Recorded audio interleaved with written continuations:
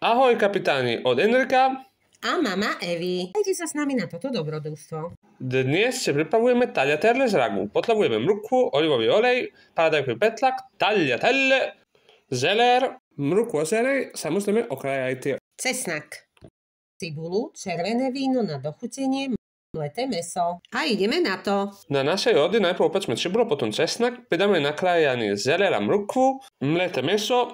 Keď sme na mori tzv. Ragu, nesmie chýbať sol a černé korene. Viac oleja pre explozívnejšiu chuť.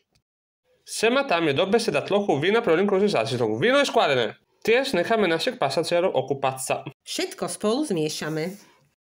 Doprajme trochu cukru na ingredienciám, aby sa lepšie spoznali. Odhalujeme a na obzore sa blíži búrka omáčky. Necháme variť na veľmi miernom ohni cirka 2 hodiny a občas premiesame, aby sa ragu nepripadilo. Tajná ochutnávka je nevyhnutnosť. Tak dobre, skúste to i vy. Veľkolepé! Postavme si záchranný čln, tagliatelle ako základ, nekonečné ragu, dážď struhaného syra. Wow! Naše tagliatelle z ragu sú hotové. Pri stole mňam! To je všetko od mami Evy a Enrika. Šťastnú cestu!